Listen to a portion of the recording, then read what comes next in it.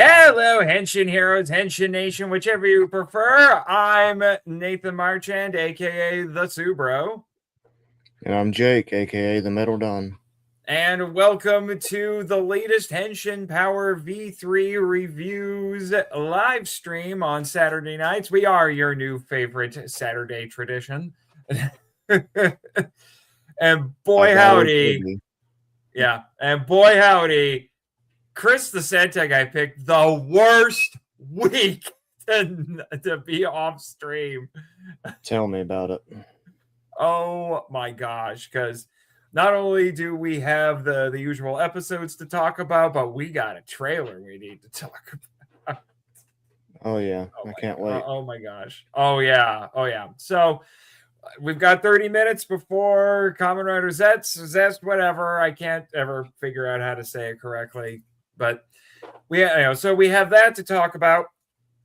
But we have that to live react to. But did you watch New Generation Stars this week? Yeah, I'm finishing it right now. You're finishing it now. How much time do you have left? I got it on 3 speed. It's like 3 minutes left. On 3 speed. You are a maniac, sir. I know. I can follow it too. Surprisingly. You are an absolute maniac. Oh my god. Yeah, I'm definitely going to agree with Chris though. The Absolutians do look better than the Ultras. They do look really cool as antagonists go, and I did rewatch it. It's a repackaged Ultraman Trigger episode for the most part. Yeah, and watching it again, I was like, yeah, I remember when they showed up. I trying to remember if I had seen. I think I had seen I had seen the Destiny Crossroad already, and to be honest, those were probably the best episodes of Trigger. Was when they showed up, because I preferred them to their reimagined version of the Dark Giants from Tiga.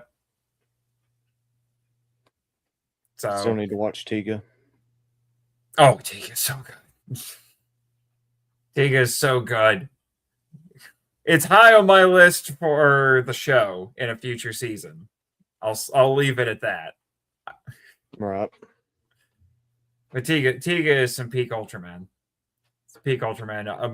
My friend Elijah Thomas actually just finished watching it recently, and he agreed. It's some peak Ultraman. Oh, good. Mm-hmm. So while you're finishing that up, I will check the chat here. So Gamera Sith, aka Jonathan, aka Crazy Gandalf, hello. Hello to you too. Let's see. Thanks for the ad.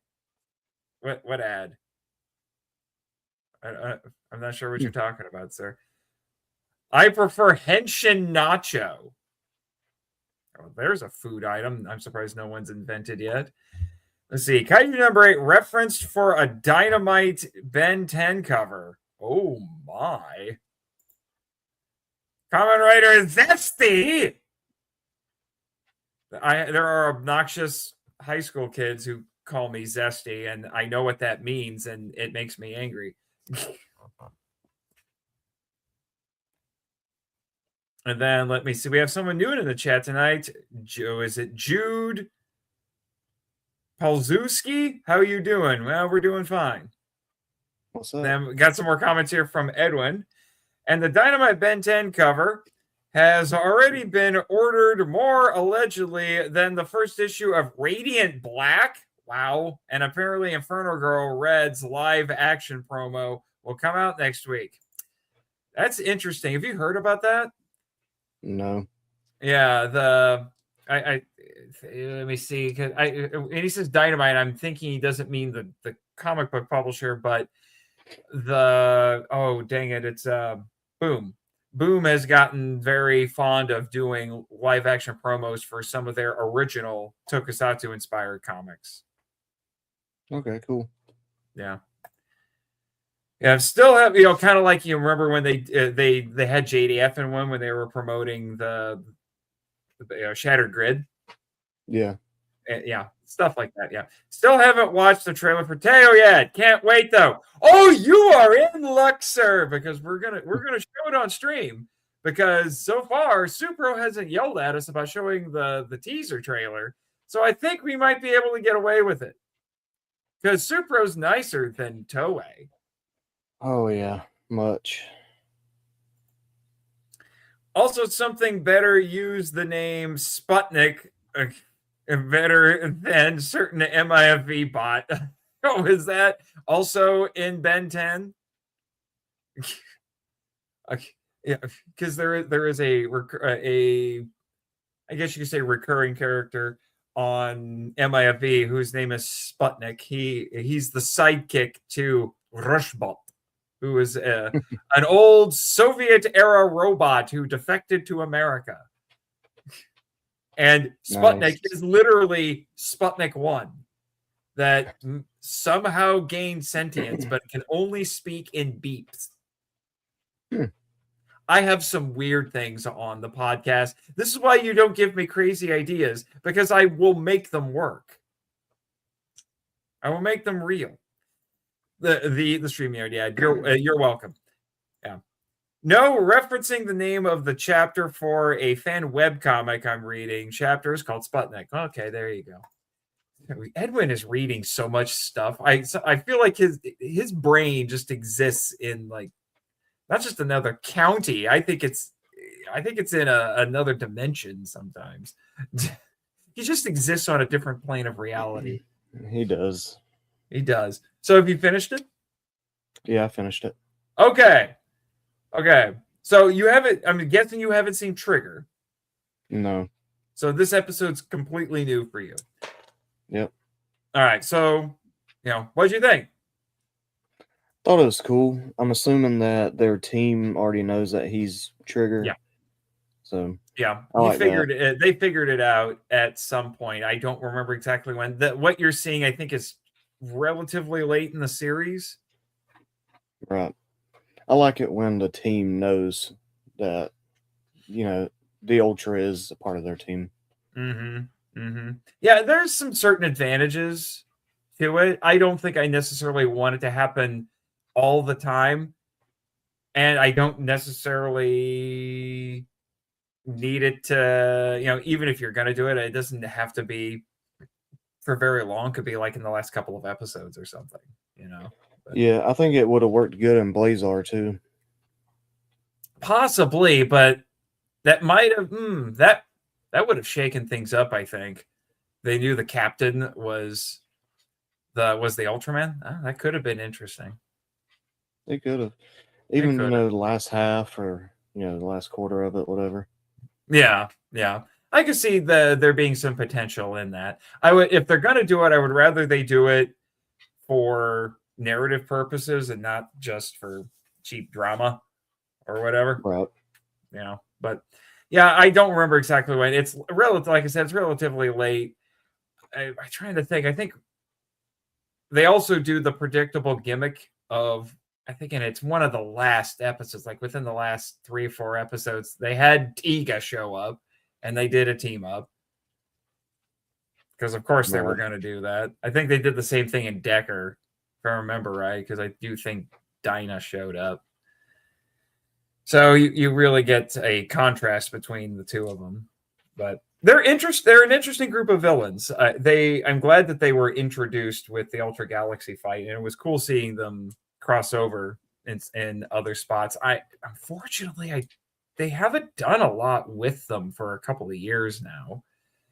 And I really want them to bring the Absolutians back.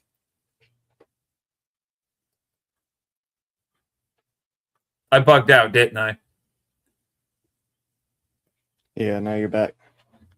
Frick. Maybe this is why my internet provider asked me, it's like, hey, do you want us to come I think you got an issue with your internet. You want us to come take a look at it for you? I thought it was a scam, so I didn't pay much attention to it, but it kept happening. So like, okay, you seem legit now, so come take a look at it. So maybe by next week it'll be fixed. We'll find out. Maybe. Hopefully. Yeah, but anyway, as I was saying, they haven't Super Aya hasn't done a lot with, if anything, really, with the Absolutians for a couple of years now, and I'm waiting for them to pay some of this stuff off because I do think there are some things that haven't quite been resolved yet. Also, I think Right. they had Ultraman Belial hanging out with them now, which is disconcerting. Hmm. And it's Be a great it's fight. like Ultraman Belial from the past, because wibbly wobbly timey wimey shenanigans happened. So it's even weirder. Yeah. Before he turned black or Yeah, after? Before. it was before. Hmm. So yeah, like I said, it's a little weird. It's a little weird what they're doing with Belial now. Yeah. So What was the last thing he was in? Was it Jeed? Belial? Yeah. It was the Destined Crossroad. Mm. Yeah, Ultra Galaxy fight, if I remember correctly. But in terms of, I think, what was the farthest along in the timeline?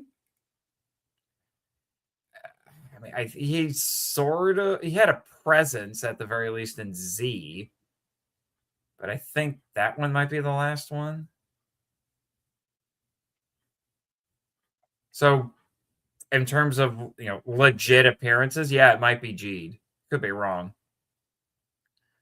Yeah. I'd have to.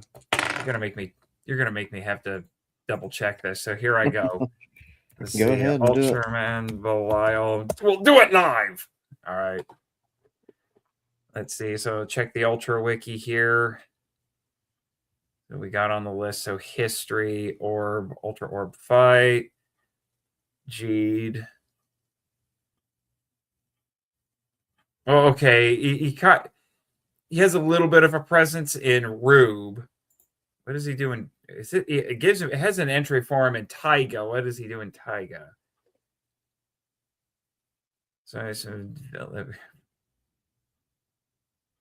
Oh, okay. It says some bits of him were purchased by some of the villains in Taiga and used for their nefarious purposes. And apparently they built a fake version of him. Like, you remember how we had Emmett Ultraman in 66? Yeah. Yeah, they made Emmett Ultraman Belial in that one. So it looks like it's basically a clone. Yeah, it says it's a clone. Huh. So that one Cool. doesn't really count, I would say. And then those bits of him play a big role in Ultraman Z. Yeah, and then it actually says for Destined Crossroad, it says you have to look up a different entry on the wiki. It says Ultraman Belial parallel isotope. So it's considered a different version of Belial. So basically, yeah, it looks like Jeed is his last proper appearance. Oh, cool.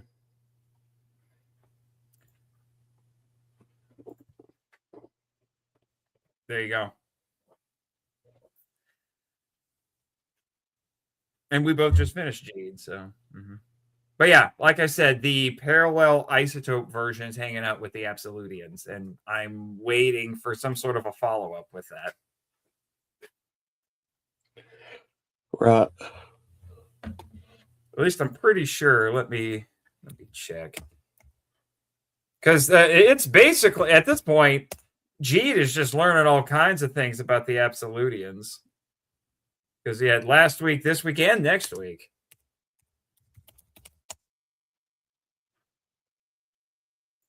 Absolutian. Yeah, let me see. Yeah, the last thing they were in was Tiga. Was Trigger.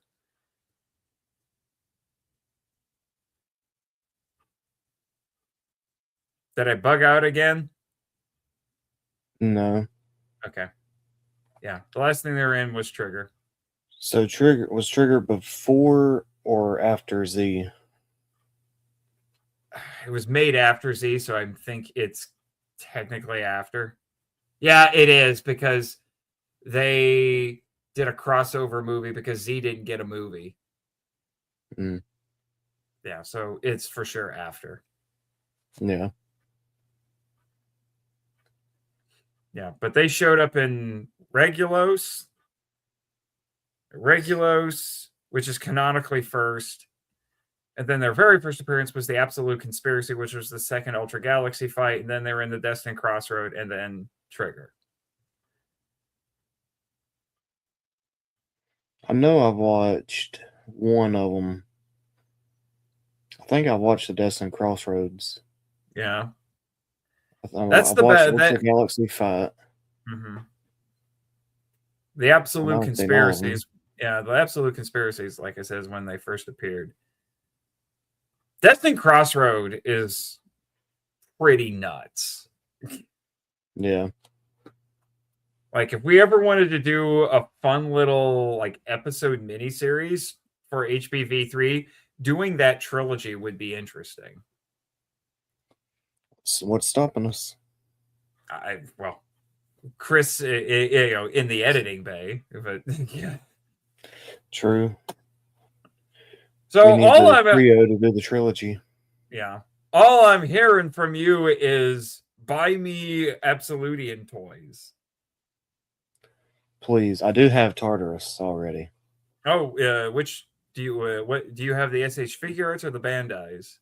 The SH Figure Arts. It is right there. I think. Wow, right you went beside all Belial. I got it G-Fest last year. Okay. Yeah. I'm looking at they actually list all the Absolutian merch on here. There's one other SH Figure Arts Absolutian. It's Diavolo, who was the guy we saw a lot this week on the on New Generation Stars. And there is a Converge Motion figure for Tartarus. And there are 3 Ultra Monster series. So the 3 Bandai figures. There's three. Tartarus, Diavolo, and exclusive to this line, you can get Titan. Titan looked cool. Mm-hmm. So there you go. I guess I'll have to find those for you. What was Titan in? I'm trying to remember. Oh, yeah, it was the Destined Crossroad. Yeah, I was going to say, I'm pretty sure that's where I saw him. Yeah. What was Regulos in? Oh, he had his own miniseries. A couple of them. But he... Make sure I'm right. Regulos is the one with the tattoos, whatever. Yes. Okay, yeah. Yeah, he looked that's cool. Regulos. He chronologically first appeared in... what was it? Was it the... I'm trying to remember if it was the end of Absolute Conspiracy or the start of Destined Crossroad. But canonically, his 2 miniseries are before that. Yeah, let me see. I'll have to check those out because he was really interesting. Yeah, they're all boxed together. The 3 Ultra Galaxy fights in the Regulos miniseries.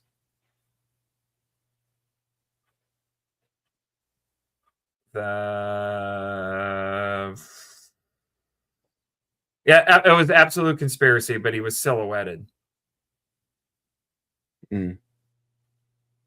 Yeah. Chapter 3. But then his first full appearance was Destined Crossroad. Okay. Now, if you... I mean, I could. I don't. If you don't know what that box set looks like, I can go grab it off my shelf and show you. But I got have it. Yeah. Oh, you have it. Okay. Yeah. Yeah. It's funny story.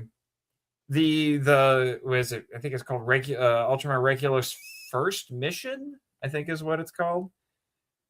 There's a lot of you get to see a lot of Leo and his brother Astra because they're both martial artists. It's very martial arts themed, and if I remember correctly, it was directed by our boy Koichi Sakamoto. Cool.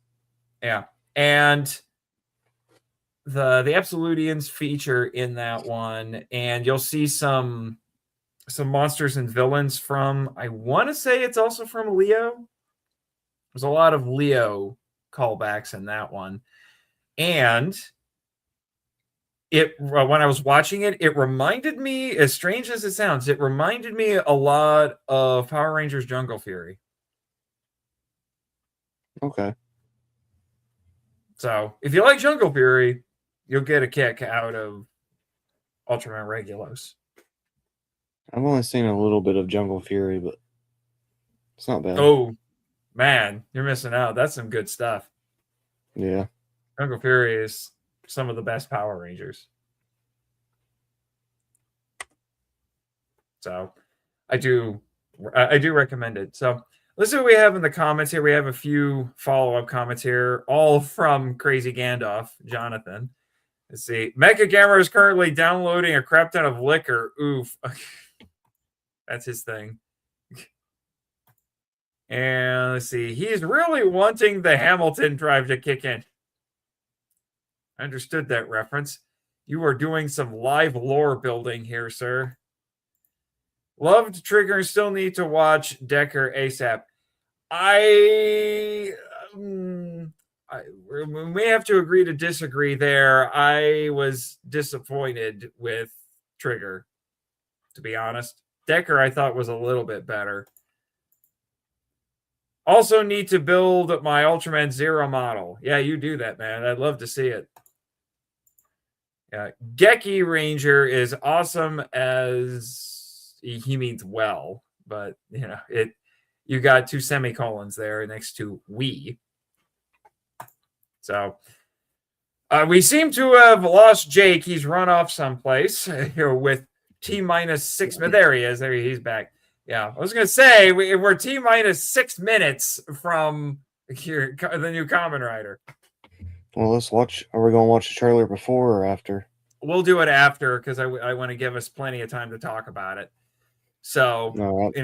the main events are the episode reviews with, especially at this point with Kamen Rider ZEZTZ.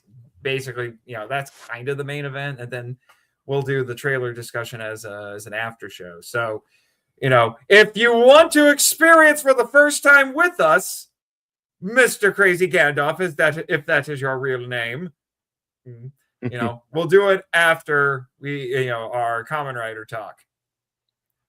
And I've got an article about the series pulled up, so we'll basically end the night with a big Ultraman Teo discussion because there was a ton of stuff. It wasn't just the trailer. They put out basically all of the information that you need to know about the show to get everybody hyped for it. And spoiler warning, the hype train worked for me. Yeah. Did you see the trailer already? I did, and I almost sent it to you, and I saw that you sent it to us. Yeah. Yeah, because someone shared it with me, and I'm like, share. You send it to everybody. Yeah. I was flipping out. Right before you sent it, or probably like right when you sent it, I turned on YouTube on the TV, and I saw the trailer. I was like, wait, is this the trailer? So I clicked on it. I was like, ah! Yeah. Did you see the English language version? No.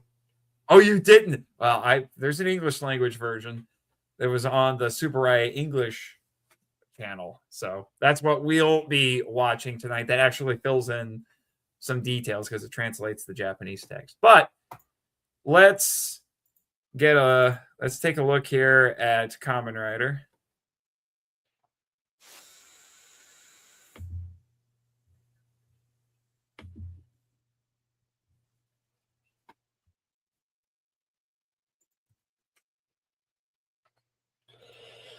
Case 31, Afflict. Yeah, I love how it's Kamen Rider 31 and New Generation Stars 13.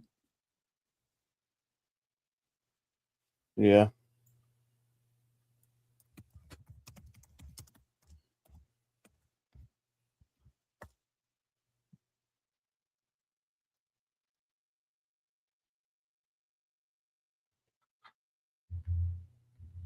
Whoa. Why is it trying to give me weirdo captions?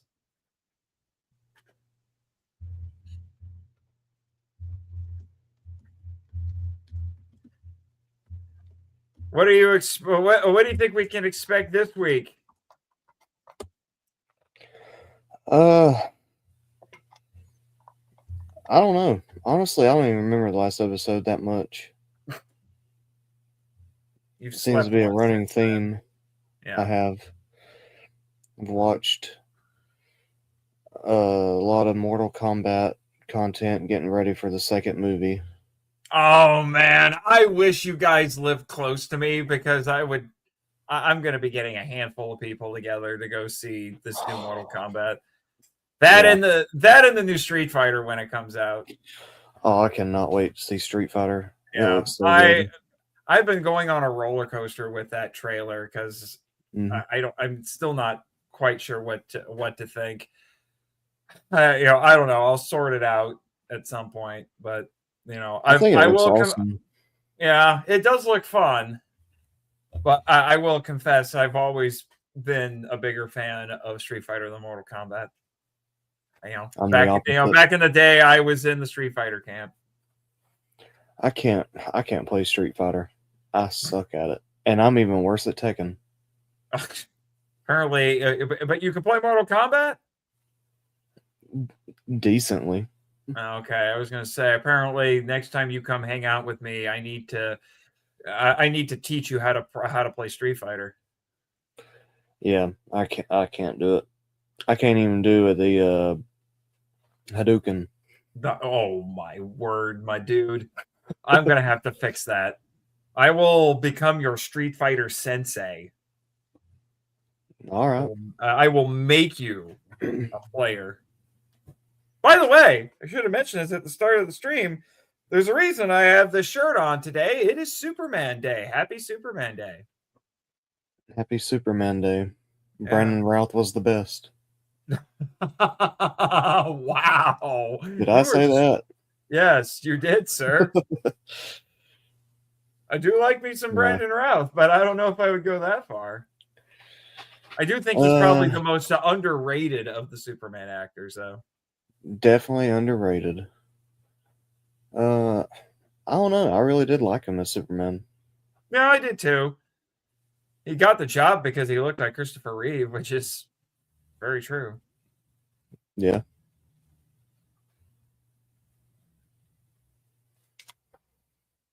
All right. Well, the madness is about to start. Hopefully Chris is keeping up. Sometimes I wish he would, if he's not going to be on stream, I wish he would watch the stream and leave us comments. That would be nice.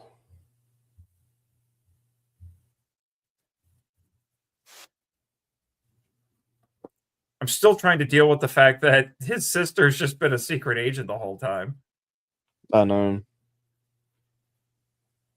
I was just like, what else can this show throw at us at this point? Who knows?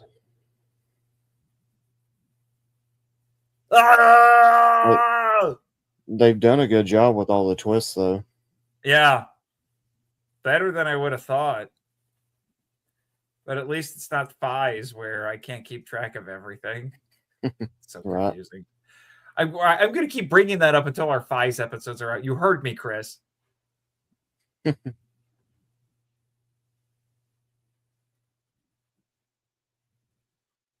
I do like the fan theory that Agent, was it 1 or 0 or whoever it is? The dude who seems to be in charge. He looks kind of Caucasian. I do kind of wonder if it's going to be revealed. I like the crazy fan theory that guy's actually Baku's dad. It's like, you know what? Why not? Just throw that in there. Right. And while you're at it, how about you make the lady his actually his mom, which means he has a fake sister, but Nem has been his real sister all along. Oh no! No! Crazy. Oh no! He just said you're fully grown. Are we going there? No!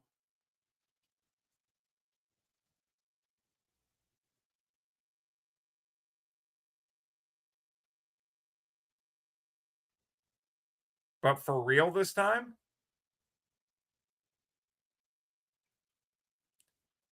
Oh crap. Hi, Code's going to murder you and everyone you love.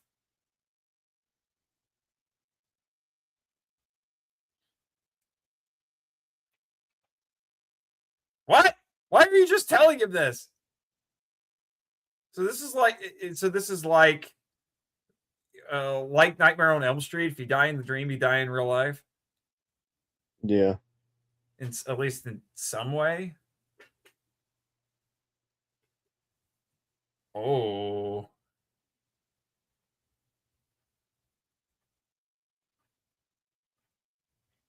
I still don't know what to think about Zero. Clearly, he'll just do whatever he has to.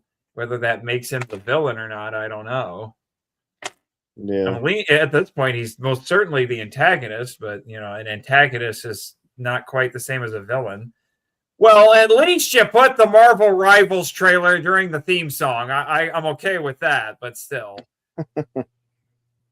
Sure, you just added Black Cat. Cool. I have some friends, at least one or two, who want me to start playing Marvel Rivals.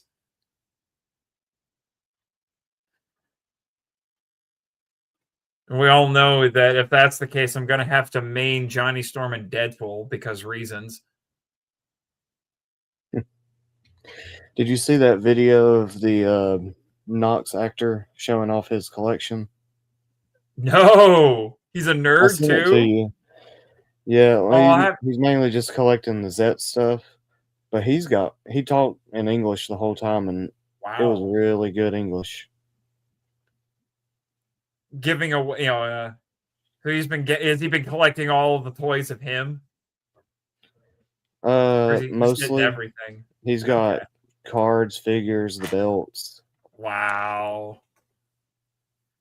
The end is here. Contract ZETZ expired. Wow. A deathmatch in dreams now begins. Who is coming up with these puns? I don't know. Case 31 afflict. I got to give them credit. These one-word titles are weirdly evocative. Afflict. Wow.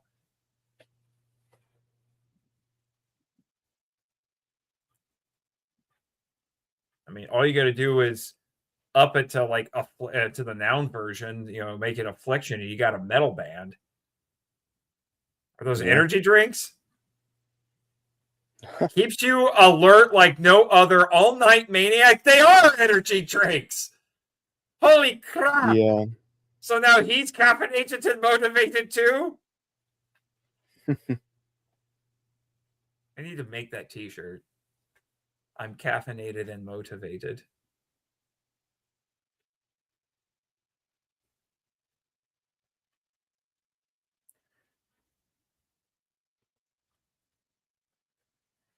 There are moons in the subway.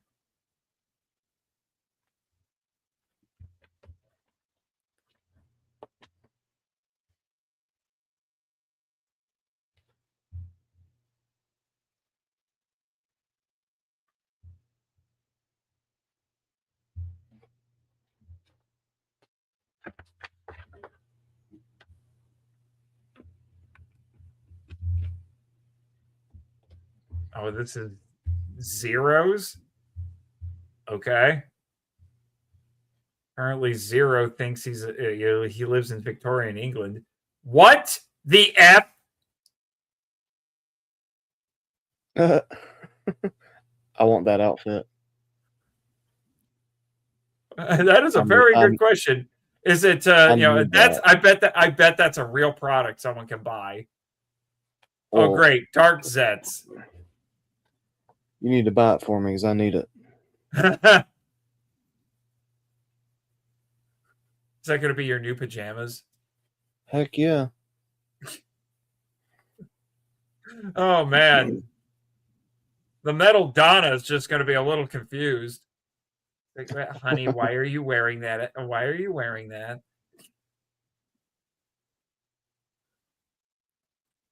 Instead of get off my lawn, it's get out of my dream. At least we finally got a base transformation. Yeah, we haven't had a base form ZEZTZ in a while.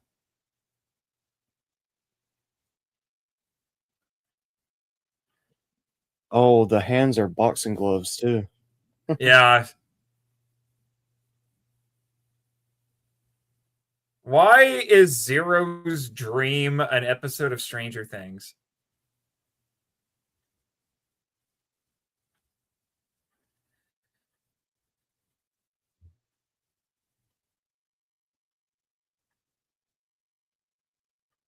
Use her power.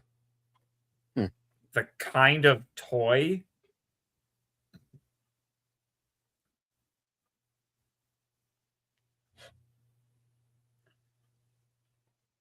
She has the power of nightmares in her subconscious?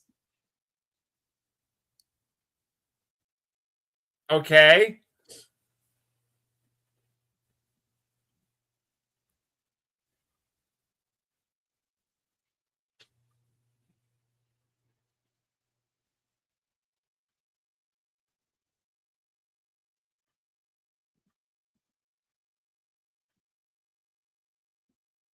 I don't know, eating pizza before going to bed?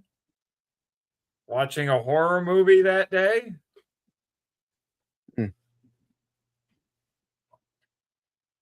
Seriously, is this an episode of Stranger Things?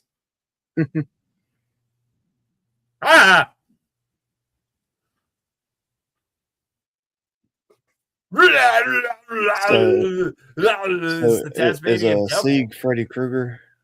Yeah, all he's missing is the claws. Wait, what? Those weirdos from before were babies? What is going on, Metal Don? I don't know. This is mind-boggling.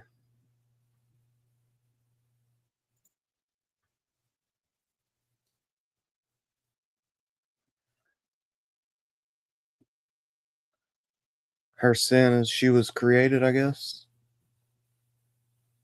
I don't know.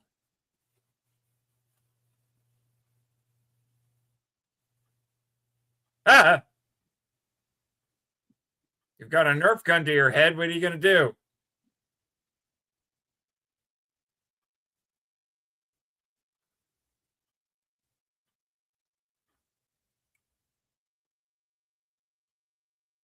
Nemi baby? Oh boy. He is crazy. You are him. I'll send my audition tapes to Shout Factory to dub him immediately.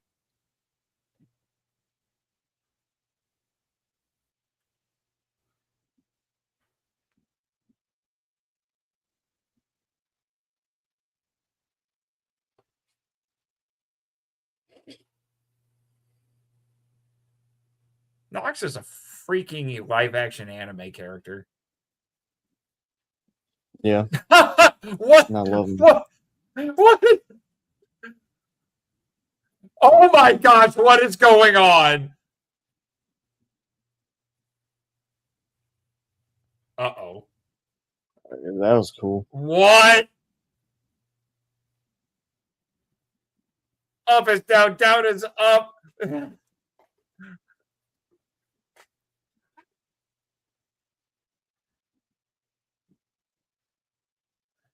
Man, they seriously take advantage of these, of these fight scenes being dreams. They could just go absolutely ham. Yeah. Wow, they are really fond of this power up. That's a bit of a trope that I've been noticing, especially with like new gen hero Ultraman, because they'll introduce new power ups progressively through the season. But once they introduce one, they just use that one a bunch for a handful of episodes. Right. And this one is they have gotten very attached to the Catastrome mode. Who are what? Wait, who what? Is this? What? That's his dad. But what? What? Why are we flashbacking? Why does he have Zero as a kid? I guess I was wrong about it being his dad, unless that's an illusion.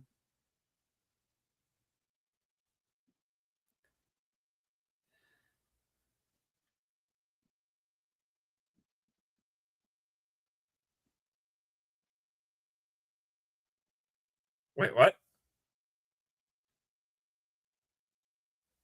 Send him to the quantum realm.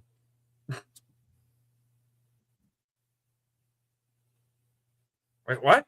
Now he's in this?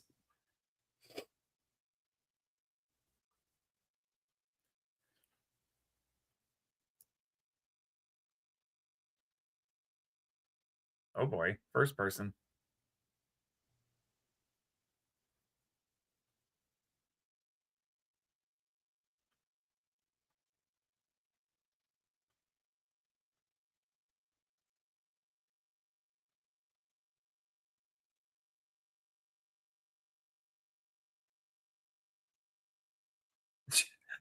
So there are people writing in the chat that Zero is his dad, and someone even wrote Darth Vader. That was my theory at first. There are still but people it was a saying it little in the different. chat. It was a little different though. I said he was his father because he was, you didn't see what he actually looked like because he was the bike. Right. I thought maybe he was hiding his identity Yeah. from him. Yeah. I suppose it could be possible that this person that Baku thinks is his dad, like in this, was just someone claiming to be his dad, pretending to be his dad. I mean, if he had a fake sister, maybe his parents were fake too. Yeah, they were probably agents. Yeah, maybe Zero is his real dad. And the lady could be his real mother, as far as we know. My dude, how many of those are you gonna have? Are you gonna drink?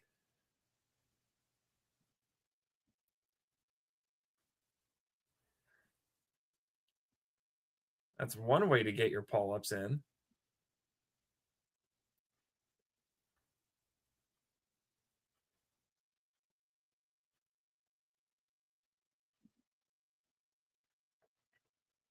Every time I see him, I always think he's Black Sun. Nick. The actor who played Black Sun. Right. Struck by meteor? Did I read that right? Yeah. You don't remember that?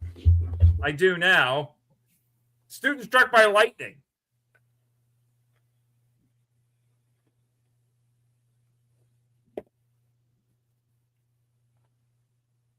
Wait, I just saw a super chat appear in the chat. They offer that?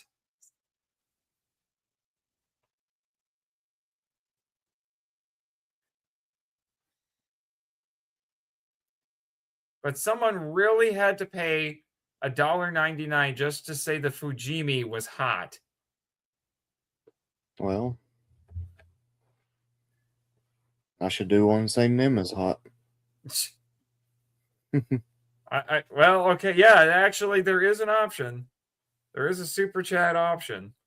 That's weird. I don't remember seeing that before. Ah! Ah! Ah! Run away! Ah! My gosh. Seriously, these are the weirdest, most horrifying monsters in this show.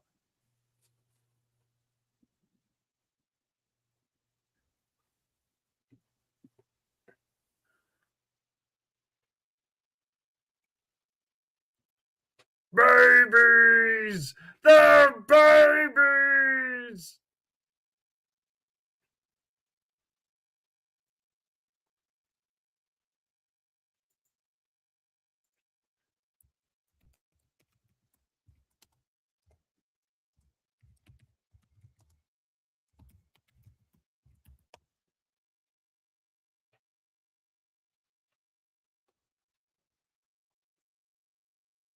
Is it just me, or did she get about 15 years younger? I think it's just you. She's still hot though.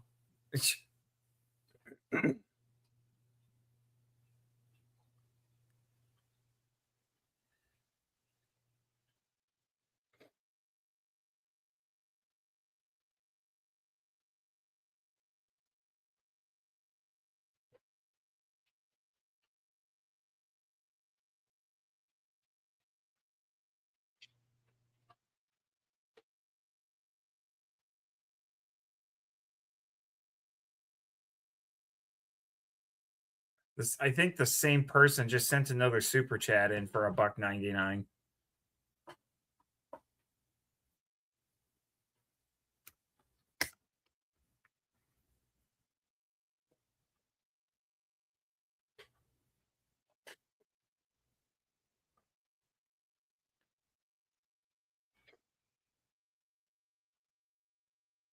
Uh-oh.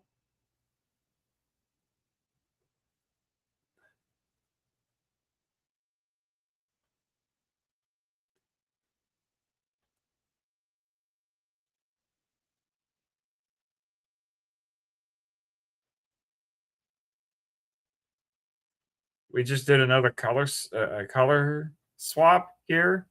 We really want to get them toys.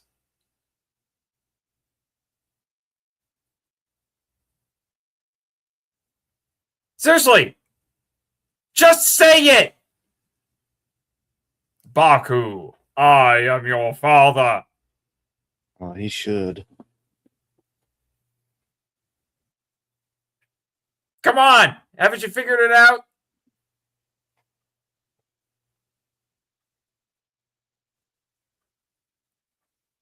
And as your father, just say it.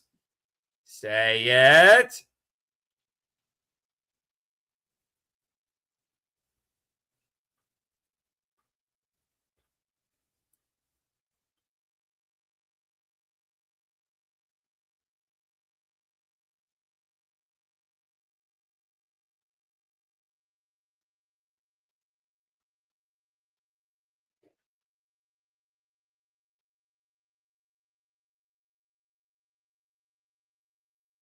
Oh, crap.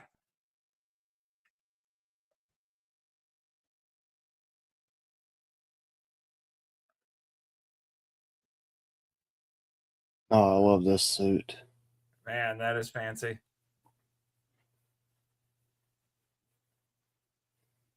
Wait, what? Wait, that isn't Zero? I'm No, confused.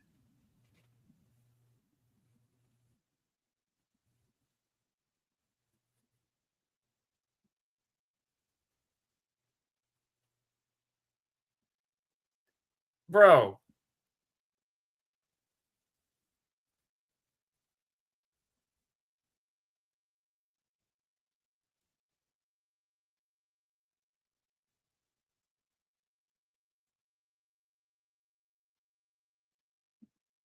Either Zero is literally his dad, or he's dead in the fact that he created Baku. Like Baku is some genetically engineered super soldier or something.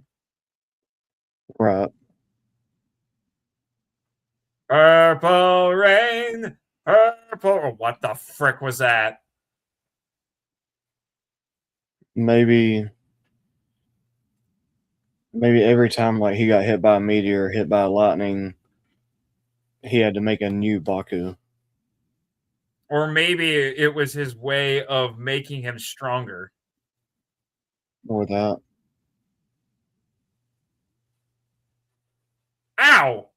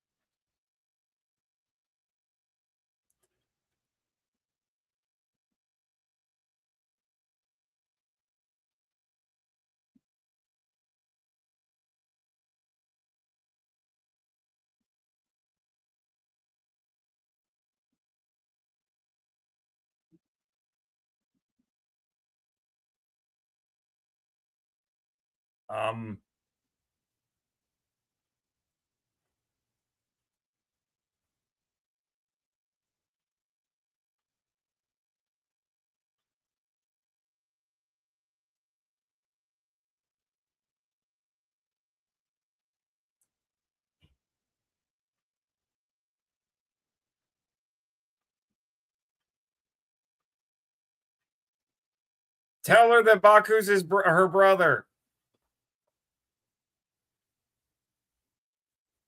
Oh! Confirmation!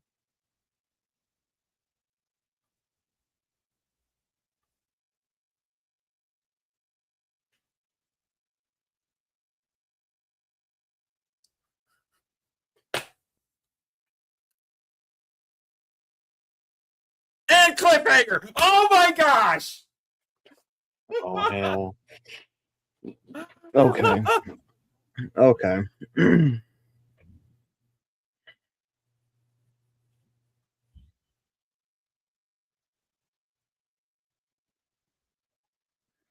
Holy frick.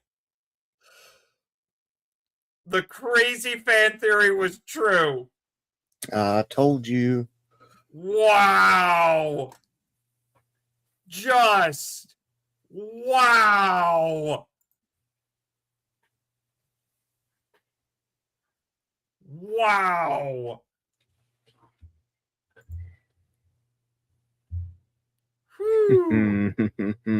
That was dope. So much information, though. Chris, Sentai guy, my dude. You really picked the wrong week to not be on stream. Oh my gosh. More Absolutian talk. Major revelations on the ZEZTZ. The Teo trailer. You picked the worst week. But but Zero did not say yet that he is his father. That is true. But the preview seems to be leaning into that. Yeah. So unless they're really trying to hide it, yeah, I think it's pretty much guaranteed. I'm also waiting. I am waiting. This is my predictions. I'm waiting for the lady to in fact be his mother, which means he has a fake sister, fake parents, but Nem has been his real sister all along. Which would make so much sense. It would. It really would. I'm waiting for episode 49 when he takes the red pill and he just wakes up and knows all of his children. We've done Nightmare on Elm Street. We've done Inception. Let's just do the Matrix and get it over with. Man, nothing is real in this show. Like everything we thought we knew was a lie. That is all that has been happening for like the last 6 or 7 episodes. Everything you know is a lie. Yep. Mother trucker, Shout Factory, make me a Blu-ray right now. Please. I can't believe I'm saying this, but like I unironically want to buy this show on Blu-ray and not just for podcasting purposes. I must have this now. Oh yeah. I might even get a ZEZTZ action figure at this point, at least the base form. Yeah. Oh, it'd be expensive if you got all of them. Yeah, I would, and I don't know which one. I don't know if I would go all the way with like an SH Figure Arts or something like that, but I would at least like if we went to G Fest and I found a Bandai of ZEZTZ, I'd probably pick it up. Oh yeah, I'd like to get the figure arts, but I mean, and this is something I've been saying for a long time. You're sitting here, you're hearing us do what they want us to do because of the show, which is buy the products. Mm-hmm. And you know what? That tells you that the show's doing its job. We're doing it because because the show is cool, the stories are cool, the characters are cool. It's not just cool. Yeah, it's not just you're flashing the pretty lights in front of us and basically brainwashing us into buying it. Because I'm going to tell you right now, I've seen plenty of shows. I've seen a lot of bad tokusatsu. All right, and I don't want to own any of that stuff. Yeah. But good writing will sell products. I'm just saying. It will. I'm just saying. All right, so let's go over. Man, I still don't know. I don't know if that. Man, it's like, has there been an episode for like the last 2 months that hasn't had some ridiculous plot twist at this point? Not that I can think of. Maybe the clip show, the pseudo clip show. Yeah. But so far we've had the first half was all a dream. And then and then Baku's sister's not really his sister. Mm-hmm. And now we just had the Darth Vader moment. Yeah. Except I give them credit. They didn't just completely copy Star Wars. It was Baku just calling him out and said, like, "You're my dad." I need to call. Dude, I so want to call Chris right now. Call him. You know what? I will. All right. Call him. Put on speakerphone. Yeah, I will. Give me a second. Hold down the fort. I'll be back in a second. Oh my gosh, guys, that's crazy. Let's see. What is in the chat? Where do we leave off?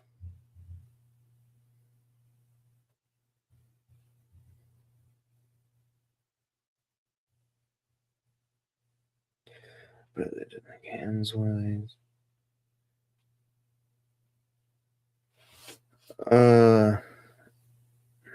But what if they do this? What do they do with the anti-seizures? The prescription where it kept them from dreaming. That would be interesting, but I don't know how they would give it to everybody, because I don't think everybody has nightmares, Edwin. At least not these kind of nightmares. Come on, Chris. Don't disappoint me. Hello, you reached your name. You're not. Dang it!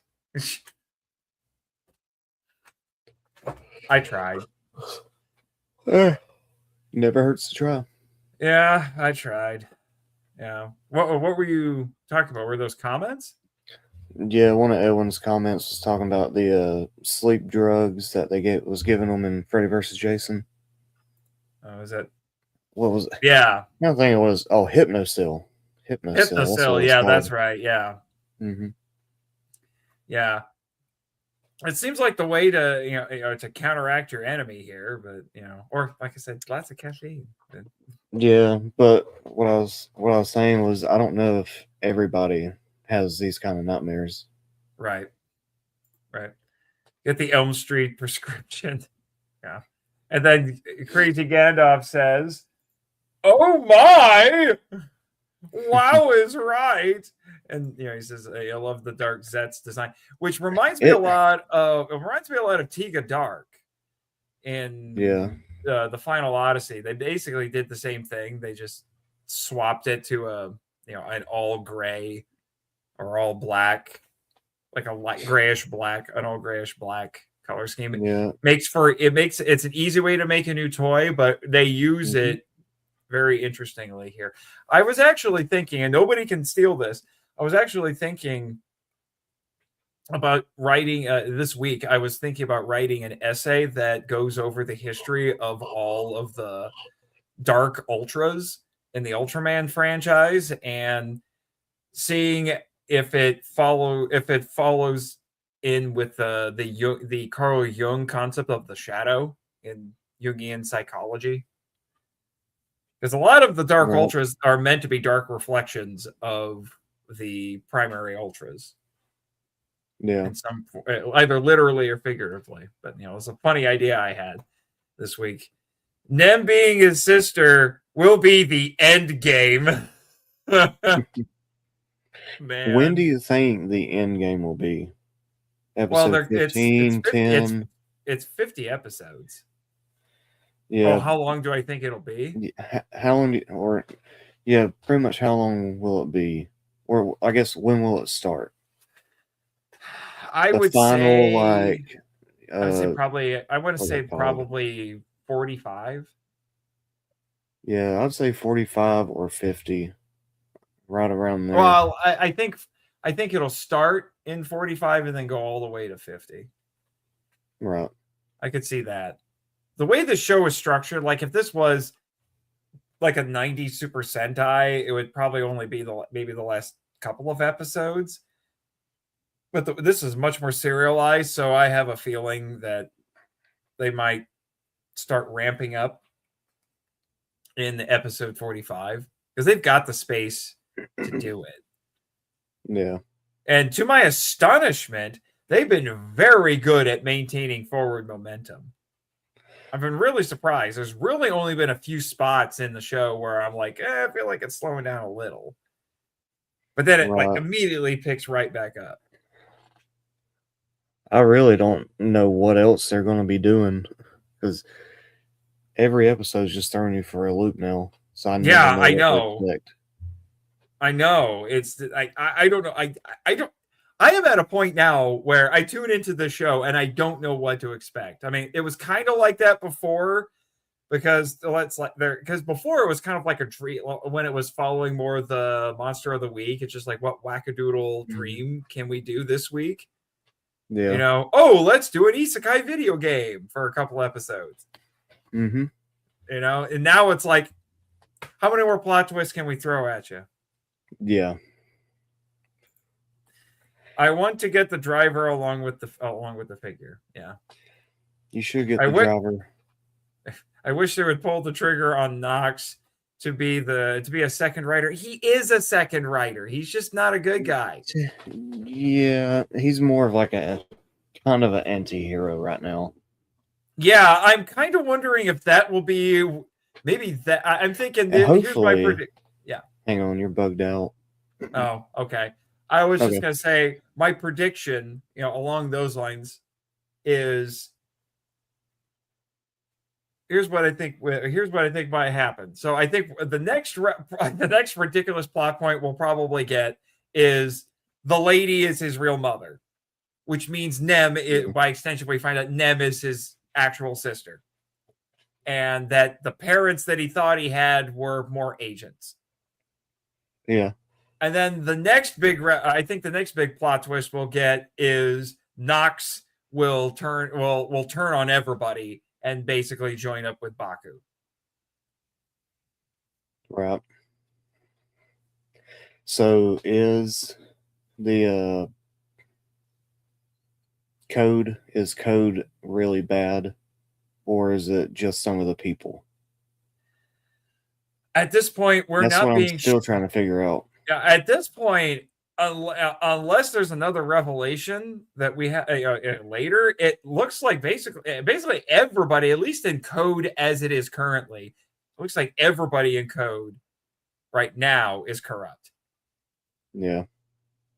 Maybe at one point code wasn't corrupt, but the current composition of code is corrupt. Right. That might be the way to go. Everybody in code right now is a bad guy. But at one point, it wasn't like that. Yeah.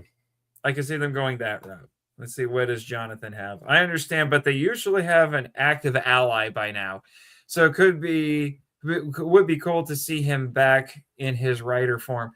That is a bit more of a modern Kamen Rider thing, I would say, like post Kuga. They started doing that.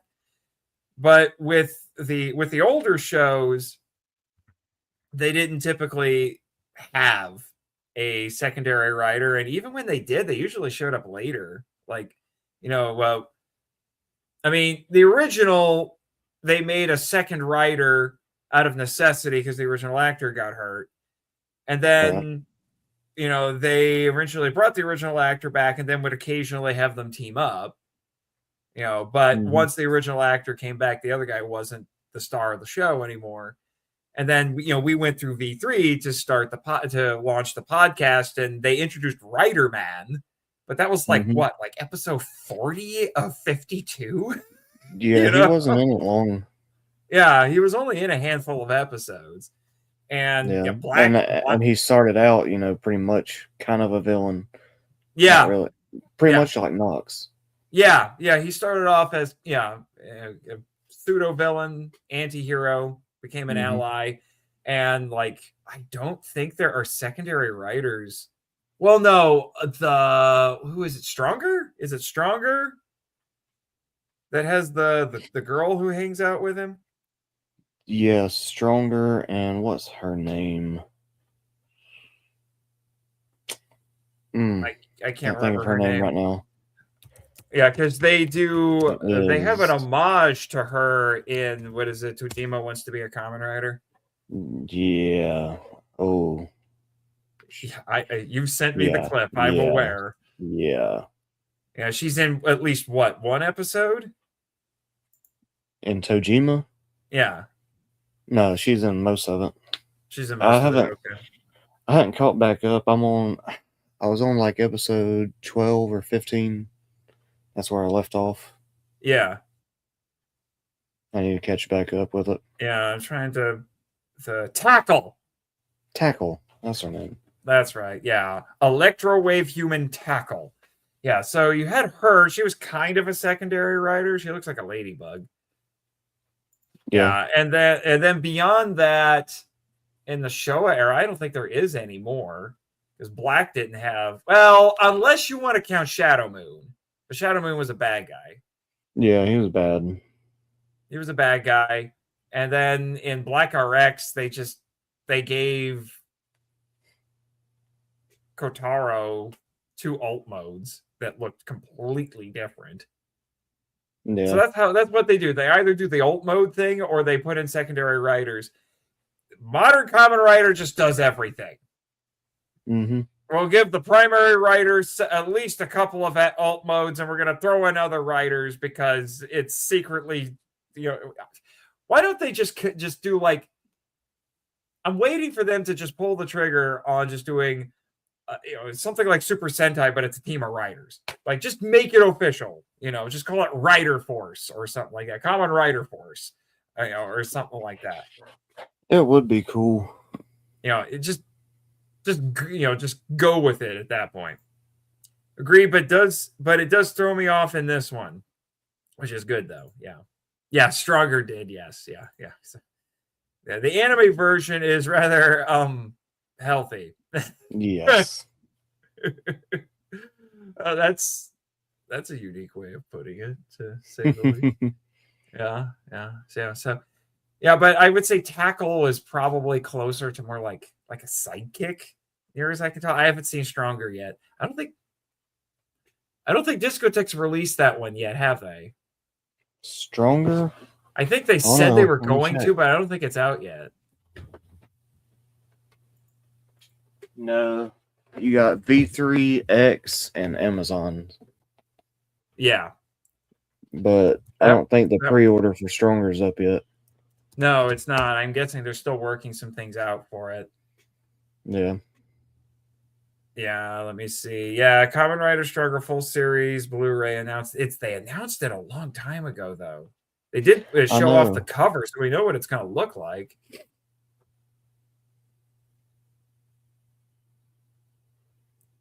But yeah, it was a long time ago, dude. Admittedly, I have some serious catching up to do with the Discotheque releases.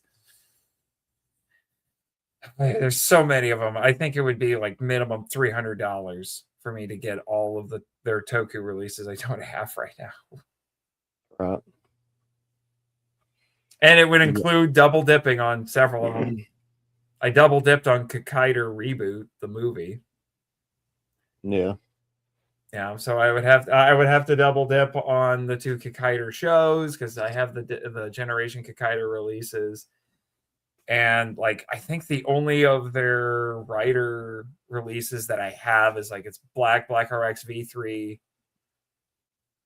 What is it? Is that all of them? It might be all of them. And then I have 3 of their Metal Hero shows, so I'm behind. Yeah. I think I'm caught up. Yeah, I'm caught up with all of them. Yeah, I even snagged Just Beyond before it went out of print. So very glad I did, is it fetches a pretty penny. When something goes out of print from Discotheque, good lord, the secondary market prices for it get jacked, like more jacked than Hulk Hogan at this point. Jeez. I'm just glad when I ordered it, I got the slipcover with it. Yeah. There were some people that didn't get the slipcover. Yeah, it was which one? For Just Beyond. Just Beyond? Yeah, I did get the slipcover, so I got lucky. Yeah. I got lucky. Well, anything else to bring up about the craziness that is Kamen Rider ZEZTZ at this point? Not right now. I'm gonna have to watch it again. Might have to at this point. Yeah, he's just got to be polite. Yeah, you do. Yeah, and so much to buy, not enough money. Yeah, that's why if any of the Discotheque stuff goes on sale, I try to snag it. Yeah, you know, I did get this thing, and it's like because I use this service like I don't know, maybe 3 times ever, but now it does this thing where it's like, here's free money. It's called ZEZTZ. Or Sezzle. And so I keep getting emails saying like, you have Sezzle spent. So it's like basically like gift card money, but you can only use it at certain stores. And it keeps sending me Sezzle spend to use on Amazon. Well, now it gave me a ton of it. Like a crazy amount of it. So I'm like, okay. Might have to go see if I can snag one of those Discotheque sets. Yeah. We got a thing at work. It tracks our steps, and if you get 30,000 points by the end of the month, you'll get $150. Wow. So I hit that every month, and I get gift cards for a PlayStation and Barnes & Noble. What is this app? I'll sign up. Well, come work with me. You can get it. Oh, it's a thing that you get for working. Work. Oh, yeah. Never mind. So that makes sense. I thought it was like, what is this exercise app, and why doesn't everybody have it? Yeah, and like, so I'll get like $100 for Barnes & Noble, and when the Criterion sale is going on, I'll just go there and get stuff for free. I'm so jealous right now. So jealous. What is this? It's why I pick Ultra Blu-rays. Why I pick Ultra Blu-rays go down in price quickly. Yeah, they do, and then they stop, and then some of them go out of print, or seem to go out of print, or at the very least, Alliance is what I have to call them now. It's not Mill Creek anymore. They run out of their stock and then don't print anymore. But apparently they print a bunch because the Metal Dawn would have gotten Ultra 7X from me as a Christmas gift, but then I discovered that there are no longer any copies for sale, and people want $100 for it. And it's a good thing too, because I already have it. Yeah, so I've got all the Ultra sets, Kamen Rider, Metal Heroes. Do you have all the Sentai sets from Shout? Yeah. I was gonna say you might want to get those while the getting is good. But anyway, speaking of Oh, wait. Here's another comment. Stillwater, Oklahoma is finally getting a Barnes & Noble in a few months. You're telling me they're making a new one too? You never had one before? What the F? Dang. Wow. Just wow. Anyway, I don't even know where Stillwater, Oklahoma is. It's like, how big a city is that?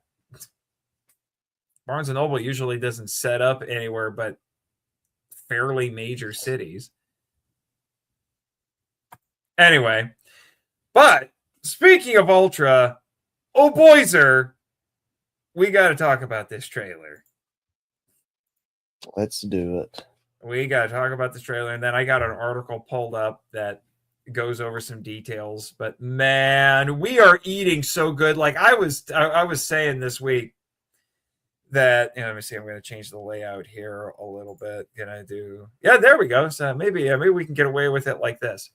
But I was saying that I was eating good this week because in the span of about 3 days, I got a Godzilla -Zero teaser, which was epic. It was. I got this trailer, and I got the Street Fighter, the full-length Street Fighter movie trailer. So I'm like, I don't know what to do with myself right now. Anyway, I know. So, Ultraman Teo, and you'll notice we were talking. Remember how we were talking about how we thought it was going to be called Theo or Theo because it still had the TH. Well, we were a little off. It is in fact the Teo. That is, I've seen some people who posted online, including our friend Jeff Gomez, made it abundantly clear that is how it is pronounced. It is Teo. It is not Teo. It is Teo. Yeah.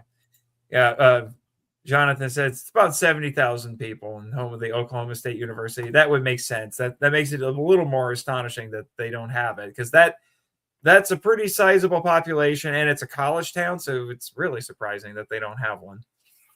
Anyway, here we go for anybody who hasn't seen it yet.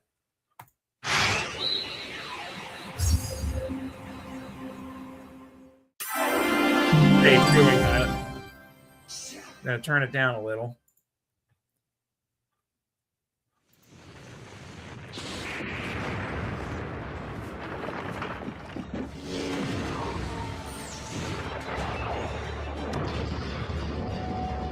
I love that shot right there. Oh, it's so good. Like if this is how the whole show is filmed, good Lord. Hey, that's for you, Chris. Human size Ultraman for a second. That's what I was thinking. And I really hope that this isn't just trailer music. I want this to be the theme so bad. Please let this be the theme.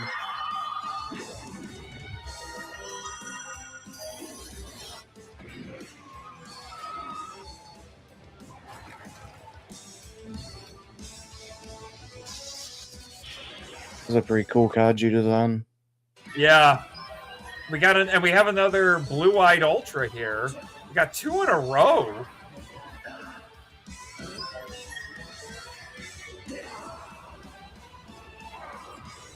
I like how the power-ups are just color changes.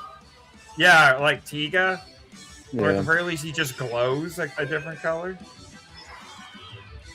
He's got a yellow Specium beam. I am so hyped for this. Me oh too. my gosh, I am so hyped for this. Oh my man. gosh, that is so good. So good. Ultraman Teo. I love the little bits that we saw there. Now you actually get to see what the text said. It's got a little bit of a Superman feel to it, where he's the last survivor of his planet, and his planet was destroyed. Did I bug out? Yeah. Okay. Anyway, I was saying like Superman and what? Because he's the last survivor of his planet, and his planet was destroyed, and now and yet another thing that we have again, like with Omega, so we have a blue-eyed Ultra, and he's also an Ultra in human form.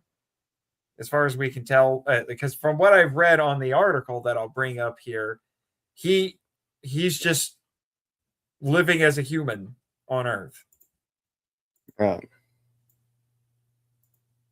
Yeah, right here. So this is from the Subaraya Productions English websites. So it's going to start on July 4th, which is interesting because that's a week before Ultraman Day. I wonder why they decided to do that. Usually they have the new show start at or around Ultraman Day. Or on or around. Yeah. And, oh my gosh, look at this design. I love this design. I do too. It's really cool. Yeah. He looks a little atypical for an Ultra. And my friend Elijah Thomas pointed out when I showed him the trailers, like he looks like Astra. Which is Ultraman Leo's brother. And it's the 60th anniversary show, but it doesn't look like they're doing something like what Super Sentai or Kamen Rider would do, where there's like an anniversary gimmick where he's like using the powers of past Ultramen or something like that. But I have heard rumors. I've just been very appreciative of the fact that, you know, the last couple of years, Ultraman has been getting less toyetic and less gimmicky. Might want to take a few lessons from that, Toei.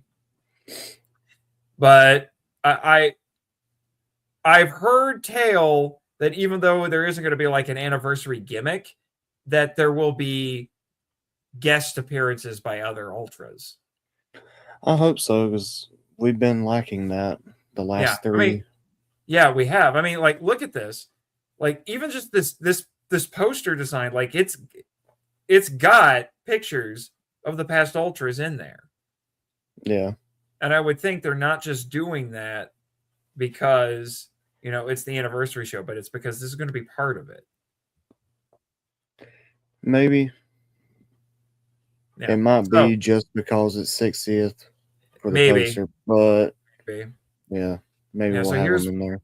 Yeah, so here's what it says. So Ultraman's 60th anniversary project. Look at us doing this. We're like real YouTubers now. Yeah. Yeah, Subaraya Productions is pleased to announce a new TV series, Ultraman Teo. The series will begin. Yeah, so we saw all of that before. With simultaneous worldwide broadcast and distribution in multiple languages. Again, Toei, learn some things. Yeah, so here's a different poster about that, and I like the actor that we have here for the host. He looks like a cool guy. Yeah. A new television series joins the Ultraman franchise as the series approaches its 60th anniversary on July 10th of this year. So they're going to premiere it a week beforehand, which is interesting. As the 60th anniversary project, Ultraman Teo tells the story of a lonely blue giant who lost his home planet. That's also interesting because Omega was very red. Now we're going with very blue, and I think this is the first time. I want to say, well, okay, yeah, I think, what was the last one that we had that was like very blue? It's been a little bit. It's like, I don't know if it's just Ultraman Blue from Rue. Well, I guess Zet was primarily blue, so, you know, but it's interesting. We've gone from very red to very blue. Right. This tokusatsu drama follows the growth of an alien into a hero. It explores the universal themes of the series, how different species like humans, ultra kaiju, and aliens overcome suspicion and conflict to accept their differences and work together through a fresh perspective. Sounds very X-Men. Right. And then it gives the synopsis. So somewhere in the universe lies planet, it actually says here, it's pronounced H12, so it's not H12, it's H12. This planet, which closely resembles Earth, is suddenly attacked by space kaiju from another planet.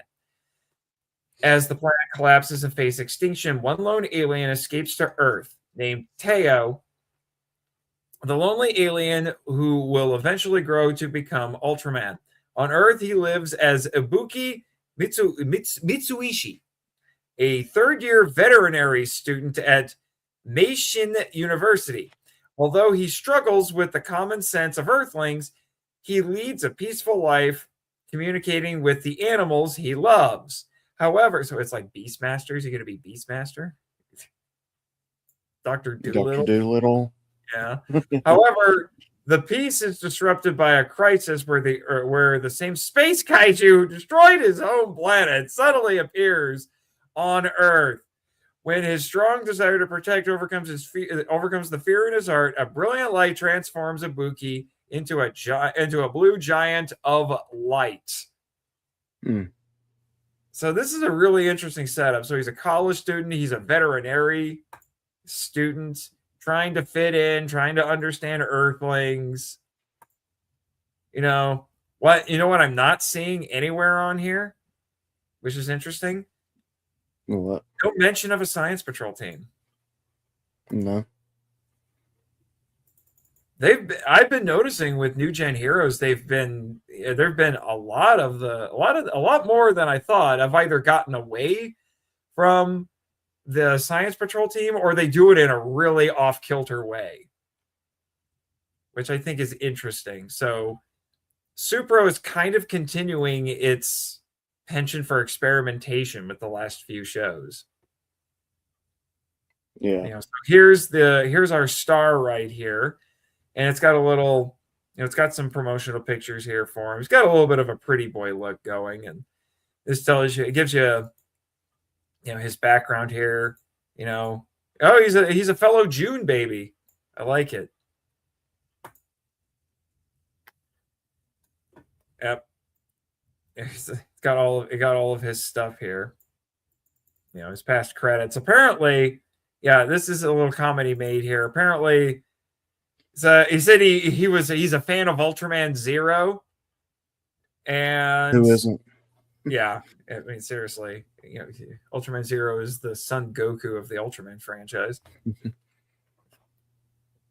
He says, and this is interesting. He's a little self-deprecating here. Although I'm still inexperienced as both a person and an actor, I want to grow alongside Ibuki Mitsuishi and Ultraman Teo. I hope that the once lonely Ibuki, Ultraman Teo, will be loved by people all over the world. Wow, dude.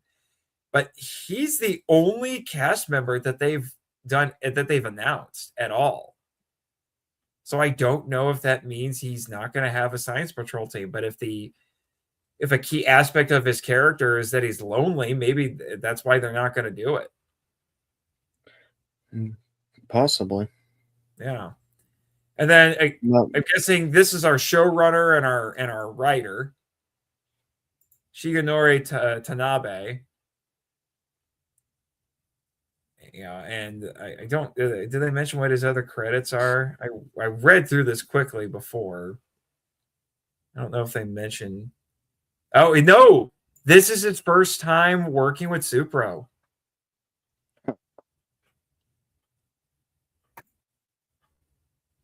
Either be a good or bad thing. And it says in 2000. Yeah, I know. It says here, 2009, he wrote a drama themed around tokusatsu, which became a hot topic for its skillful portrayal of daily struggles of tokusatsu fans. What was it? I'm a little annoyed that they don't give as many specifics here as I would like. But I'm willing to give this guy a shot. And then this is apparently our main director, Takashi Ninomiya. And let's see, what else is he? I was trying to remember what else he's done.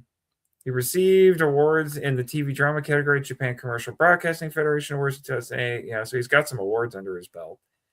2025 made his debut as a film director. He made his debut as a director in 2025, and this guy's in his mid-40s. Okay. This marks his first time participating. This is also his first time with Supro. Well, where he serves as a lead director. Yeah. So we're bringing in a bunch of fresh talent for this. It looks like. And this is basically our special effects director, Takanori Sugimoto.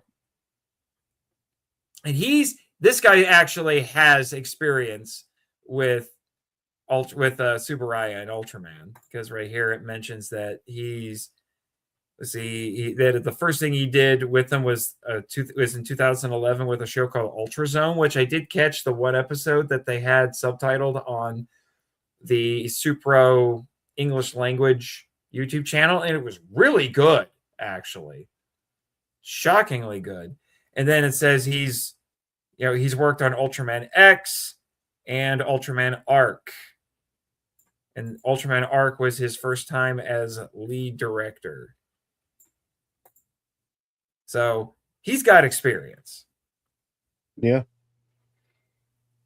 And then here's what he does. Yeah, and then here's a couple of promotional images of Teo. Can we make this bigger? Seems to be struggling, but so we'll back up here. And so this is a simpler design than we've gotten for a little bit. Mm-hmm. And I kind of love it. Oh, I do too. I think it looks amazing. Yeah, it certainly looks better than that AI generated image that was floating around a while back. Yeah. Remember how stupid that was? Yeah. Yeah. And yeah, so it looks like he's kind of got blue eyes. I'm not sure. He doesn't have, most Ultras have yellow eyes. He does not have yellow eyes. I really like that. And there's a picture of it when we scroll down here. I love his color, how his color timer looks. I do too. I think that's really neat. Yeah. This is a really cool design for it. I love the simplicity of the color layout. It's just silver and blue. Mm-hmm. And I'm glad that we're going back to doing a primarily blue Ultra, that because there have been some, but they've been mostly like Heisei and New Gen Hero era Ultramen who are blue. I think the first one that was primarily blue and not red was, Tiga. Tiga was red, blue, and purple. And then he had a blue alt mode, but the one who was primarily blue from the start was I think it was Cosmos, I want to say. Okay. But yeah, I'm really digging this. I am really digging this. This looks appropriate. It's simple, but it feels appropriately epic for what we're getting here. But maybe I'm looking at this through rose-colored glasses. I don't know, because I'm just hyped for this. But the reason why I say it's simpler is there isn't a bunch of accoutrement on him. Have you noticed that? Like for a while now, we've been getting Ultras that have like big chest armor and shoulder pads and gauntlets and things like that. Mm-hmm. And this one, it's more old school. We're going back to the more like classic Ultraman here, where it's just a design, 2 colors, and a color timer. And the color timer is about the only spot where it starts getting all that fancy. Yeah. I do like this more than Omega. Yeah. Yeah. If you guys want to hear us hear me, Jake, and Chris do a tier list of Ultraman designs, which I'm going to have to pull I'm going to have to download one of these and throw it into the list because it's not up to date. We're going to do that on the Monster Island Film Vault Patreon. So might want to jump that's on. Gonna be fun. Oh yeah, I can't wait to toss this one in. Mm-hmm. Yeah. So let's see what it says here. The blue giant of light that the protagonist Ibuki Mitsuishi transforms into when Ibuki tightly grips the Teo Crystar. With a strong desire to protect, his body is enveloped in a dazzling light and he transforms into a giant figure.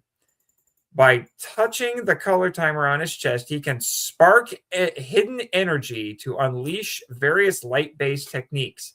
His main move is the Teosium Beam, a beam of yellow sparkling energy fired by his arms. And then, of course, because they have to give us stats on all of these characters. So he's 45 meters tall and weighs 36,000 tons. So 45 meters, that I'm trying to crunch the numbers in my head. That's like about 140 feet or so. Yeah, I could still take him. Of course you can. Of course you can. And then this right here is talking about Ibuki again, but it's just basically the same stuff that we had talked about before. Except here, let me see. Yeah, after losing his home to a space creature that fled to Earth, blah, blah, blah. Because he is unfamiliar with Earth's customs, he occasionally acts in unexpected ways. He has a gentle and calm personality and is not fond of fighting, but he transforms into a giant to save lives in danger. While facing the threats of kaiju in space, he confronts his own resolution to fight and grows into an ultra. So we've already got a very clearly stated, basically character arc for him. He's learning how to live with humans, and sounds like he's something of a pacifist, but he realizes that in order to protect his new home, he has to fight. So this could be really interesting. Yeah. And then so basically what we see as his color timer is his transformation device, which I kind of love. So it just looks like all he does is he just takes it and puts it on his chest, which is cool. Yeah, I love this idea.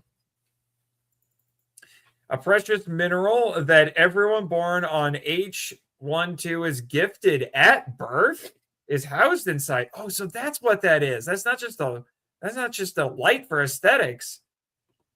That's something that everybody from his planet gets when they're born. Wow. Which means, and since it's a precious mineral, so it's like basically a gift that you get when you're born on his planet. Wow. The light emitted by this. Yeah, that's crazy. They get that, and we get a social security number. Right? I'm not using a social security number to transform. Come on. Well, how stupid would that be? You got to rattle off your social security number to turn into a superhero. Yeah. Man. The wrong person hears you and steals all your money. It steals all your money. You'll save the world, but someone will steal all your money. Steal your identity. Wow. The light emitted by this mineral allows him to transform into the blue giant. For Ibuki, it is a precious object, much like a protective charm. I can foresee them using that again because his planet was destroyed. He's the last of his kind. And he's gonna latch on to that as like the last little bit of his homeworld. Like there's so much. It's not only stuff that looks cool, but it's a way to do some interesting storytelling with this. Man, I really hope this comes out good. How many times do you think he's gonna lose it? or forget it at home? He won't forget it, sounds like. I don't think he'll forget it, but maybe 3 times. I don't know. I'll say 2. You heard it here first. Yeah, you heard it here first, folks. So I guess this is some concept art. It looks very comic bookish. I love it. I do too. So our designer is Masayuki Goto. I've not heard of this guy. I designed Ultraman Teo to be a relatable hero who mirrors the university student he transforms into. To reflect his journey of growing into a hero step by step, I balanced a friendly, approachable design with the classic coolness of an Ultra. I truly believe that Teo will become a friend to everyone, and I would be happy if you like him. Well, I guess you're pleased because we do, in fact, we like him already, my dude. Oh, yeah. And look, this we actually can see his back. See, that was the thing we saw in the trailers. It looks like a spinal cord almost. Yeah. And that was retained in the design. That's interesting. Yeah, it's one of the first things you said when we watched the teaser trailer. It's like they hid the zipper. Good. I love it when they do that. Yeah.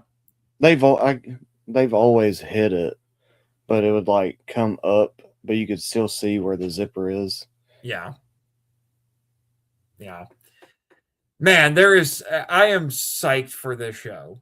I can't say that enough. I am excited for this. Oh yeah, I forgot our actor's name is Aoi Iwasaki, which is interesting. I didn't know Aoi was a unisex name. I thought that was a girl's name. Yeah. Okay. Learn something new every day. But yeah, I'm pumped for this. Same here. Yeah, July.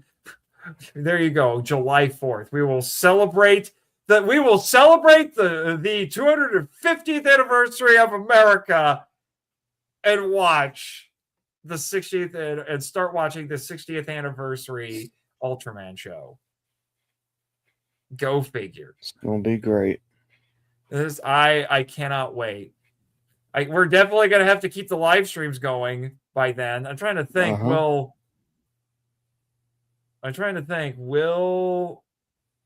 I think we'll be close to finishing ZEZTZ by that point because we have 19 episodes to go, and this is in 3 months. Yeah, we'll still be, we're gonna get to the point where we're gonna start covering this and ZEZTZ at the same time. Yeah. Our work is never finished. Man. And I just want to say that we bemoaned the the closure of Ultraman Connection, but it looks like this website, because it's basically doing the same thing that Ultraman Connection was doing, like this is the place to go to now.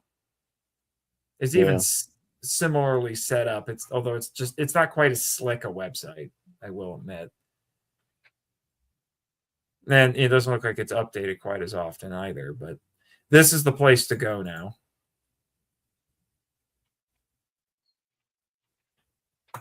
Ultra Heroes Hero Encyclopedia. Okay, yeah, this is the main page. This is the actual main page. Yeah, it really does look like they just moved stuff over. Right. Got a character roster here. It's just everybody since Taiga, except they left out.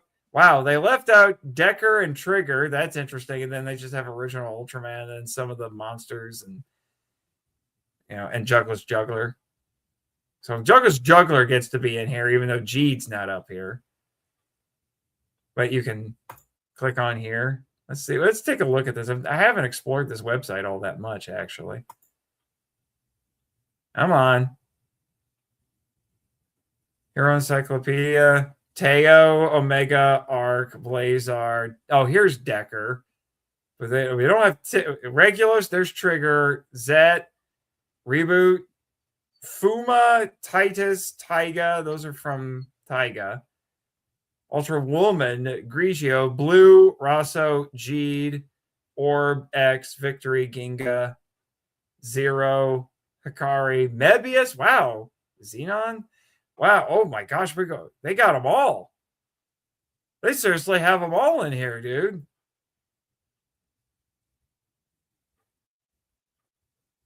These are all of the major ultras. So, which one is stronger, Father of Ultra or Ultraman King? Oh, King, for sure.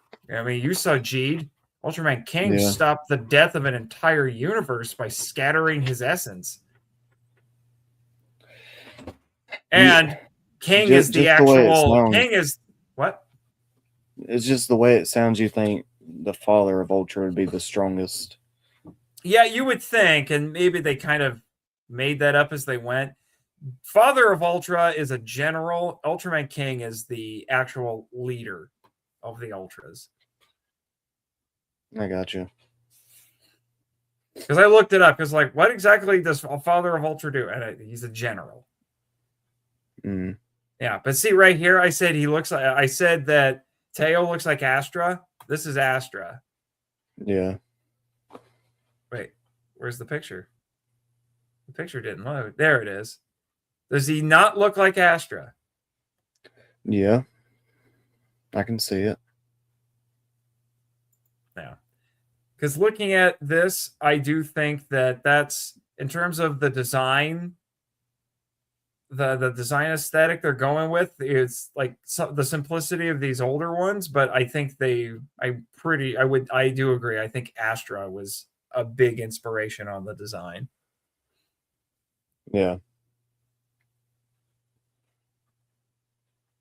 Yeah, because we got a lot of red and silver, and then Tiga's got 3 colors. He's got red, purple. Is it red, purple, and silver? No, it's red, blue, and purple and silver. He's got a lot of colors. Okay, I guess the first one that was primarily blue was Agul. He was a secondary Ultra for Gaia. And then Cosmos, see, he's primarily blue. Yeah. Oh my gosh, Justice. Justice is such a weird character. Here's my boy Nexus. Max is pretty cool too. Max, I think, you can see a lot of Omega's design in Max. Yeah. So is there a difference between blue Ultraman and red Ultraman? Not as far as I know. Mm. Yeah. Well, yeah, Zero has a lot of blue, but he has red too. And then Ultraman Akari who hung out with Mebius. He was the secondary Ultra with Mebius, and he's primarily blue. Ginga, Victory, X. That's annoying. That's not Orb's base form. That's the one that took a lot of design features from Tiga. Because for a while he had to quote unquote borrow the powers of other Ultras to transform. And this is when he used the original Ultraman and Tiga. So that's not his base form. Yeah. So that's a little annoying, but because I'm like, to me, that's a power-up mode. But that was the first one he used because he didn't get his base form back until later in the show. I know it because I just watched it. I like Victory. He just has a really big head. Yeah, he does have a big head. And he's got a lot of V's. Yeah. Because his name is Ultraman Victory. It's Victory in English, which is interesting. The Victory is weird because he's supposed to be like the secondary Ultra to Ginga, but he shows up in Ultraman Ginga S, which is basically a second season of this because the first season of Ginga only lasted 12 episodes. And then they made 16 for Ginga S. But Ginga S is way more about Victory than it is Ginga. Really? But yeah, so as far as I care, he's the primary Ultra in Ginga S. Because when I've been doing my Ultraman figure collections, I get the figures of the main Ultras, and then after I do that, I'm like, okay, once I get all the get figures of the primary Ultras, I'll go back and get the secondaries. Yeah. But with these two, I'm like, they're both basically the primary Ultras, so I just bought figures of both of them. Might as well. Yeah. And then I'll have to do the same thing here because Blue, his name is literally Blue, BLU, and Rasso, they're brothers.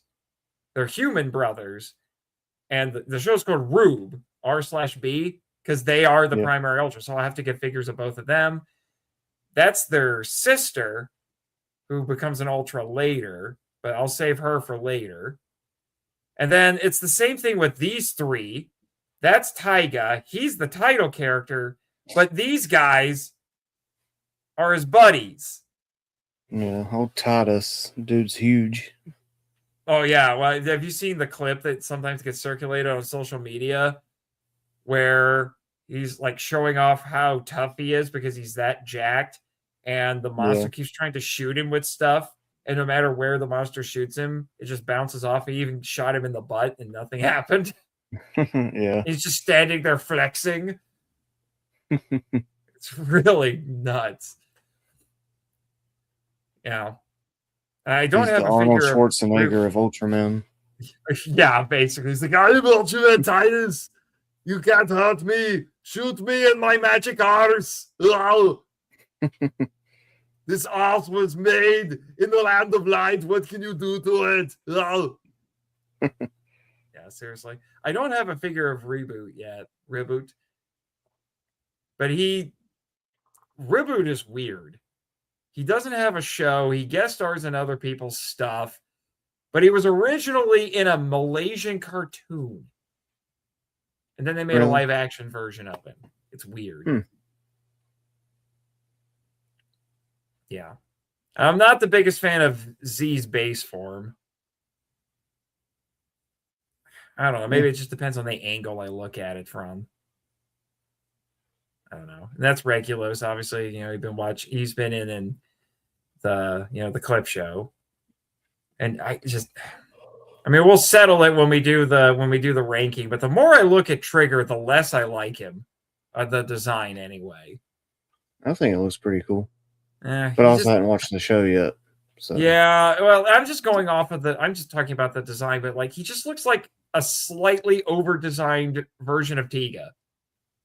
Right. That's why I have trouble with it. It's funny. He looks more like Ultra 7, but he has tattoos. He's like hardcore Ultra 7, I guess. Yeah. Decker's okay. There's our boy. Come on. So cool. Blazar is our boy. I'm sorry. At HPV3, Blazar is our boy. He is the man. The Ultraman. Yeah. Arc is pretty good. I like the musculature that they work into him. I wish more Ultra designs did that. Regulus. Yeah. Yeah. Regulus has some musculature worked in, but I think Titus does because that's his shtick. I guess you can see a little bit on Taiga. And there's some here on G, but there's a strange lack of musculature that's worked into these designs, which disappoints me a little. It's why one of the reasons I like Ultraman Power is because he was one of the first Ultras where they not so much this one. I think this is the Japanese suit, but in the original suits for when that were used in America, they put some nice musculature on him. But I like my superheroes buff. What can I say? Anyway, I'm done rambling about this. But this looks like a pretty good website. Yeah. So more comments here from Crazy Gandalf. Getting Blazar vibes as well. I don't know about Blazar vibes, but nice on the multiforms not being complicated as usual. I've been saying that for a while. I like my alt modes, at least with my Ultramen. I like to keep them simple. That's why I like just the color changes. That's the nice thing. That's been the nice thing about Ultraman Rube. Is it's just color swaps. Yeah, I do like armor if you don't go all out with it. Yeah, you and I have watched enough Power Rangers to know that they can get a little nuts and over designed. Yeah, Andros's. I couldn't stand that one. Well, that one, it's not over designed, but it looks ridiculous. It looks like an overgrown action figure. It really does. Yeah. But there were some of those other power-ups like, guys, this is over designed. What are you doing? Mm-hmm. And if you thought as a kid, I loved it. Yeah. And if you thought those were bad, the robots were worse. Jeez. Some of the Zords, dude. Jeez. What were they thinking? Yeah. He says, just bookmark the site for later viewings. Yeah, be a good idea. Yeah. Someone is a big fan of Trigger. All right? I'm sorry. Trigger's just not my jam.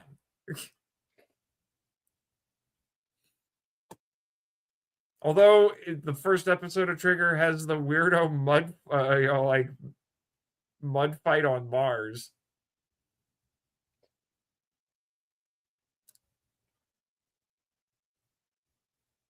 Did you hear what I said? Amazing. Yeah. And it's an Ultrawoman and Trigger. It's weird and feels borderline not safe for work. And it's just like, what is going on? What is going on? Well, I mean, Guys? Ultraman or nudist, so well, it would be not safe for work. Yeah, true. In the land of light, this is not safe for work, guys. Yeah. Oh my gosh. Well, anyway, we had a lot to go over today. I'm psyched for it, and hopefully Chris will be back with us next week, and then we can be like, so Chris, Ultraman Teo, thoughts?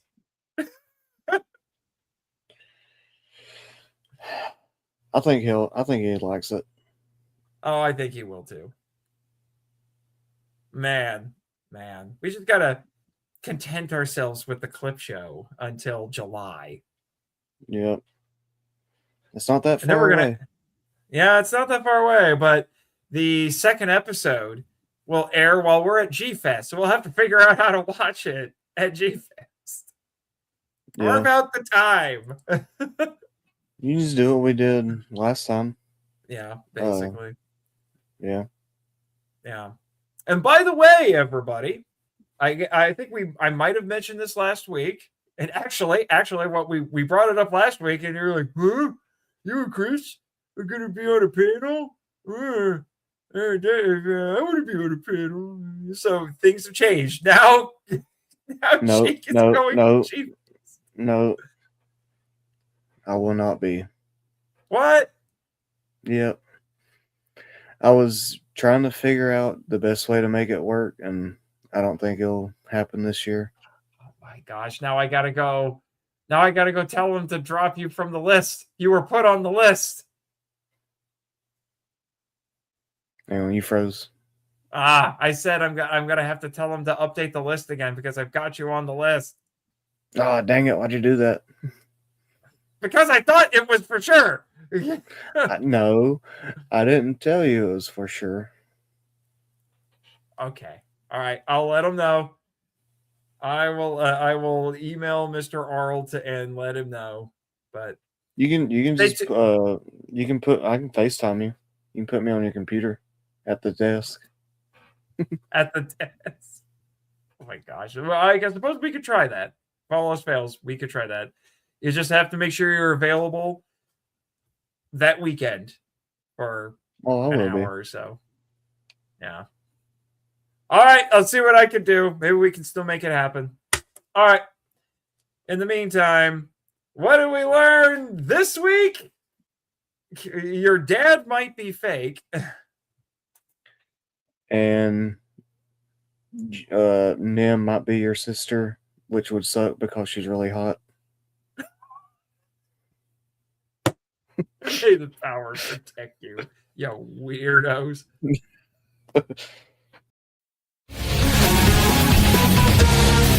Thank you for listening to Henshin Power V3, a podcast produced and hosted by Nathan Marchand, Christopher Reiner, and Jake Hamber.